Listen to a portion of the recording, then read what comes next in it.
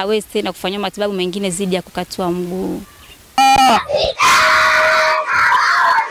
Mara tano na wanaweza, mara tatu na wanaweza, wepaka chini serebuka, webado tena serebuka, mara nne na wanaweza. Naam, karibu sana mtazamaji wa Global TV popote ulipo. Mimi ni Bosco Kabila. Hapa ni wilayani Kasulu mkoani Kigoma. Tumefika katika shule ya msingi Kisuma iliyoko hapa wilayani kwa ajili ya kuzungumza na mwalimu Yufresh ambaye kama umepita katika mitandao ya kijamii inawezekana ushai kumuona au kama hujai kumuona basi hapa ndo tunaenda kujua 1 2 3 kuhusiana na mwalimu Yufresh ambaye katika mitandao ya TikTok na Instagram amekuwa ni kivutio cha watu wengi hasa kisisimua kwa kazi ambayo anaifanya bila kujarisha ulemavu alionao. Ni mwalimu mstaarabu, mpole, sio mkali, ni mwongeaji, ni mcheshi na anapenda sana kucheza na watoto. Kwa kweli tunaomba Mwenyezi Mungu aendelee kumlinda ili anapokuwa anajitoa kwa namna hiyo aendelee kumkumbuka hata huko mbele. Anaweza akatumia michezo kuwafanya watoto wasitoroke. Na amekuwa karibu sana na jamii. Amekuwa kipenzi cha watu na ndio maana hata katika maisha yake hapa kila mmoja anafurahi kuishi naye. Kwa majina naitwa Rosina Filipo Malo. Ni mzaliwa wa Dar es Salaam na ni mke wa mwalimu Yusuf. Wote tukuta Dar es Salaam. Alikuwa anaishi Dar es Salaam na mimi nilikuwa naishi Dar es Salaam. Kipindi nakutana naye kiwalisia alikuwa mzima kabisa na afya zake na miguu yake yote miwili. Ila kutokana na changamoto ya maradhi ikabidi akatwe mguu. Alisumbuliwa iwapo ilikuwa 2019 ndipo alianza kusumbuliwa rasmi Januari. Ilimpelekea yale vipimo tulipima lakini haikuonekana kama ni tatizo ambalo lingepelekea mpaka kukatwa mguu. Matibabu yalifanyika 2019, alijua kupata matibabu rasmi 2019 hiyo mwezi wa 10. Alifanywa matibabu ya kunyoshwa mguu, walikuwa wamemwekea chuma. Kile chuma alikaa nacho kama sio miezi 7-8 kikaja kumsumbua tena kwa mara ya pili. Hapo tulikuwa tushaoana na tulikuwa tunaishi Mbeya. Ilianza kama masiala tu.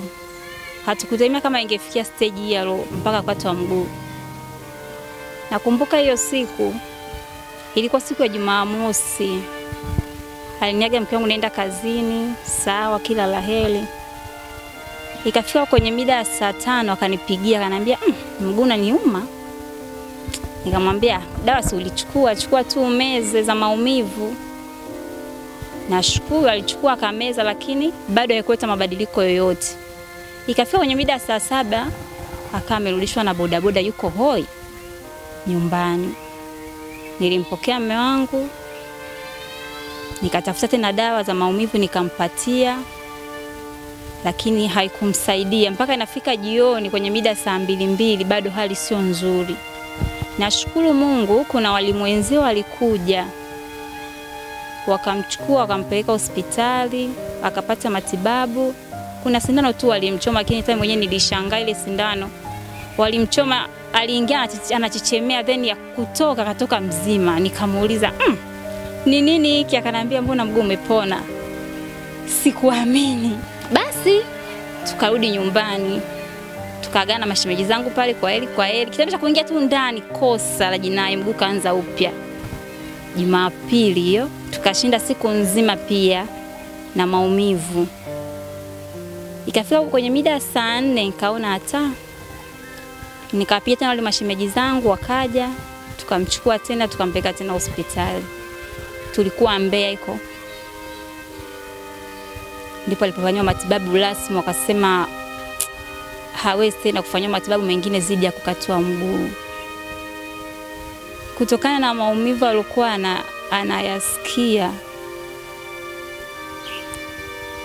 Sikuwa na kipingamizi naye kwa kweli. Kamwambia mume wangu kama madokta wenyewe ndimo wamesuggesti matibabu yako ni kukata mguu, mimi sina shida kabisa, ni moyo wangu una amani.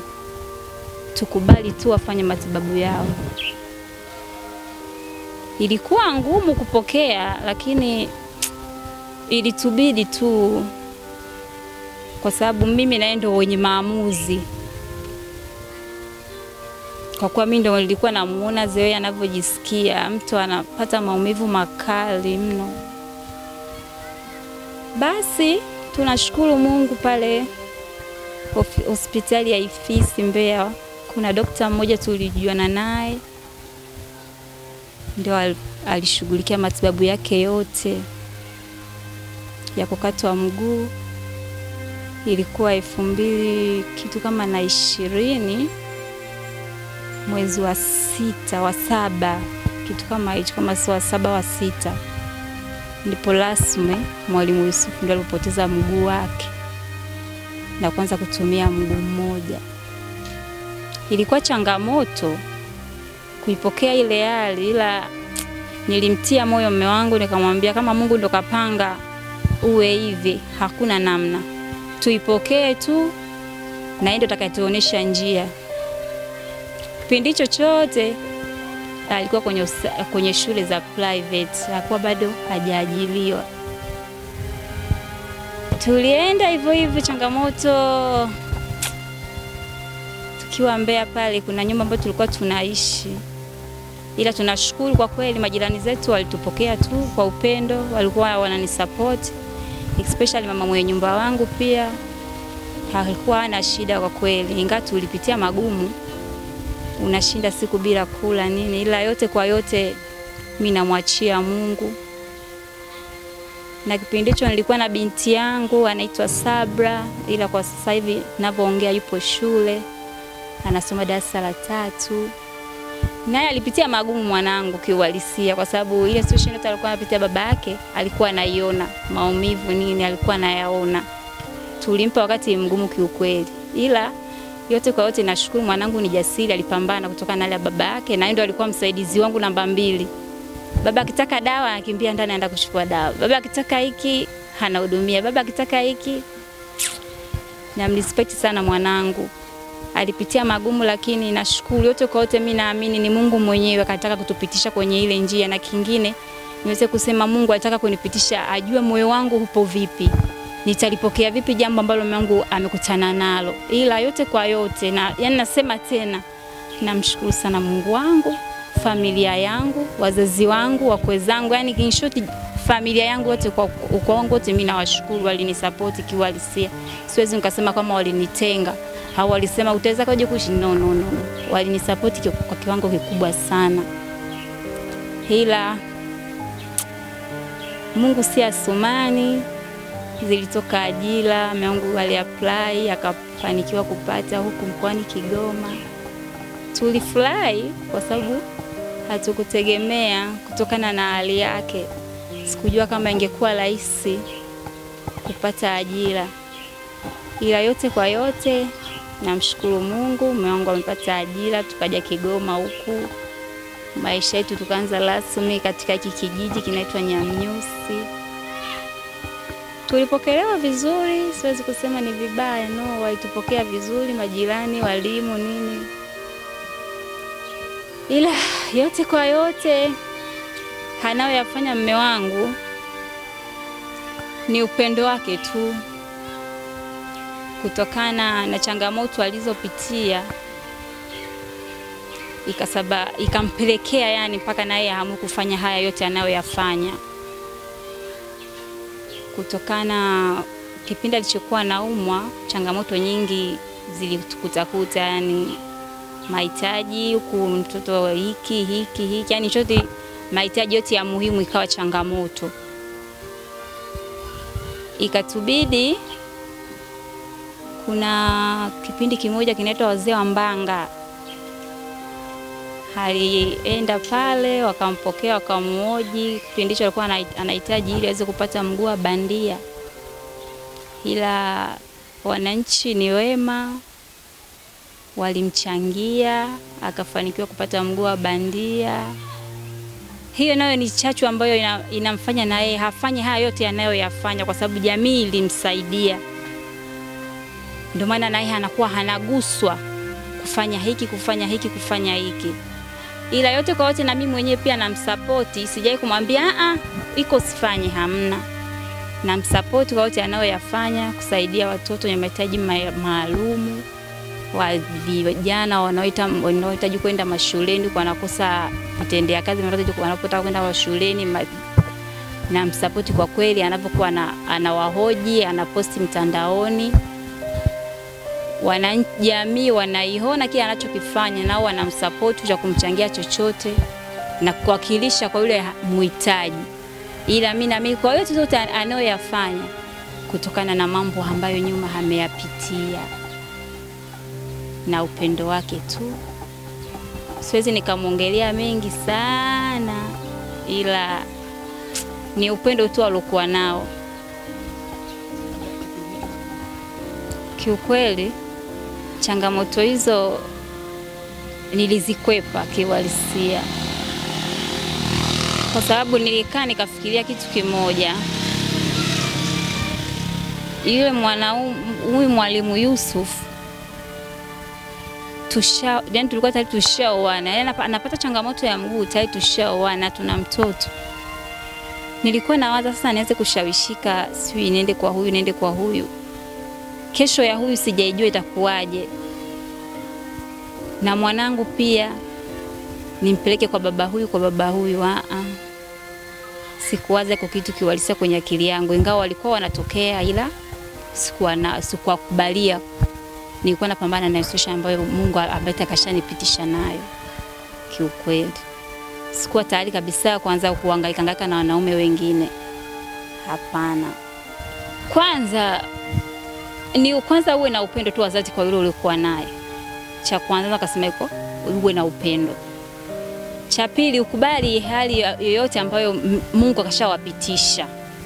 Na cha tatu ni imani. Ukiwa na imani na hofu ndani ya moyo wako, basi hayo mengine yote unamwachia Mungu. Niseme mimi nilikuwa na imani tu. Imani yangu ndio ambayo imeniponya kiukweli. Siwezi nikasema ni mengine, kwa sababu kipindi chote anachopata matatizo walikuwa wanakuja kumwangalia, kututia moyo. Yani kila mtu akifika haamini kwa kile anachokiona. Mwalimu Yusuf umekatwa mguu. Mwalimu Yusuf umekatwa mguu. Naambia jamani, ndio matibabu yake. Shemeji kweli umekubali? Ambia kabisa Wanatoka pale wanalia, wanaona sababisha mpaka mgonjwa naye akawa analia. Lakini naambia mume wangu, unaona mimi nalia? Anaambia hapana. Basi kama mimi silii, naomba nawe usilie. Mungu kashaba kutupitisha kwenye mtihani, inabidi tuufanye mtihani. Usilie.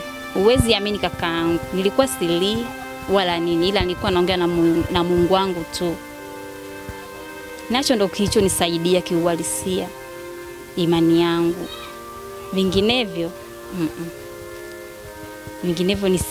nisingepita kote nilipopita, kwa sababu kama unavyosema changamoto za wanaume ni nyingi. Kila mtu mzako iko hivi na vitu tufanye hivi kama hivyo. Kama unavyozungumzia mahitaji, mtu anahitaji uvae upendeze, siende kwenye mashughuli nini, ila mimi hayo yote kwenye akili yangu hayakuwepo.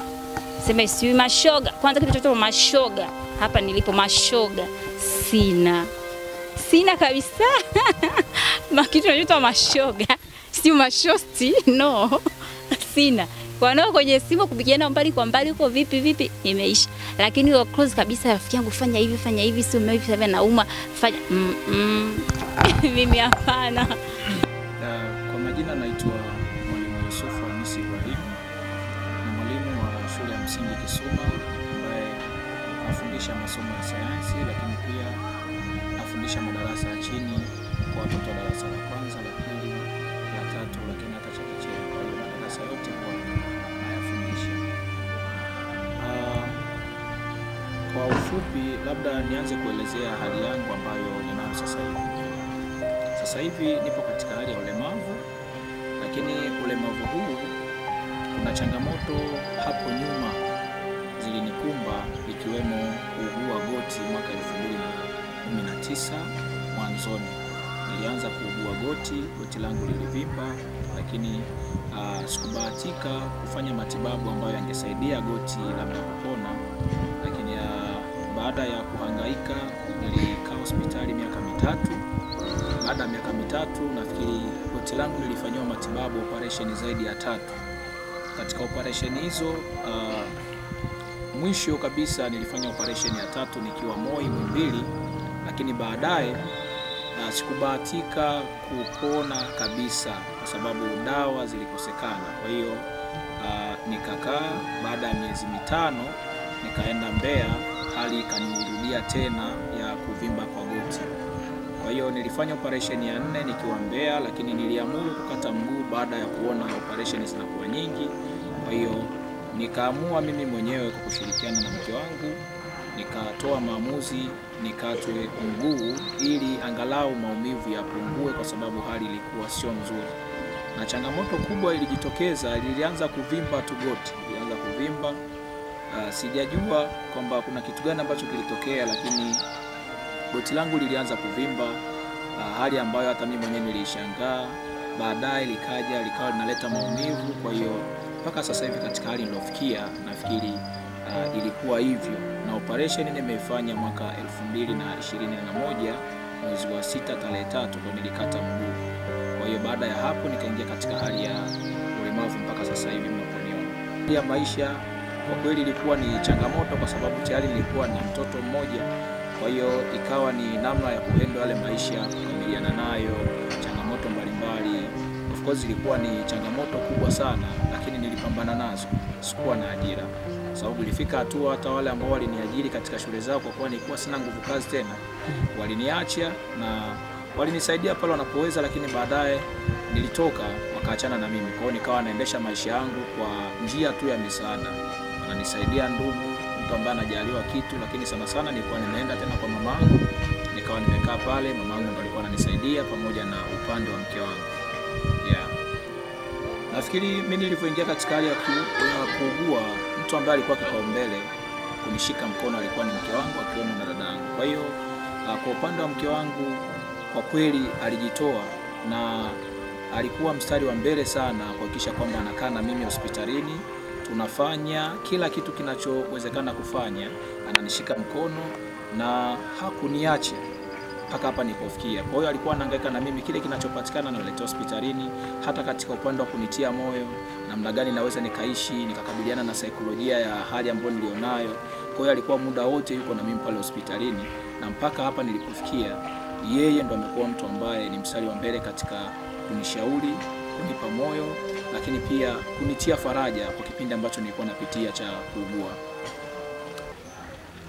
Msukumo wangu mkubwa ulikuwa ni kwanza kabisa ni kuhakikisha kwamba changamoto ambazo mimi nimezipitia, niliona kabisa kwamba kuna msaada fulani ambao ulikosekana, ikiwemo sasa kama mimi nilijiuliza kwamba hivi tu ambavyo navyohangaika, kuna watu ambao bado wapo mashuleni wana ndoto zao, lakini pia hawana msaada wowote.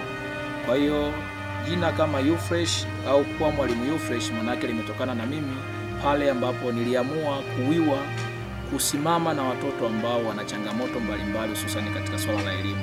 Kwa hiyo nilikaa chini nikaamua nataka niwafanyie jambo watoto wa shule, mashuleni, na nihakikishe kwamba wanasimama na kuwa watu ambao wana uwezo, kwa sababu niliamini watoto mashuleni wanaweza, lakini kuna vitu vichache tu ambavyo labda kwamba wanavikosa.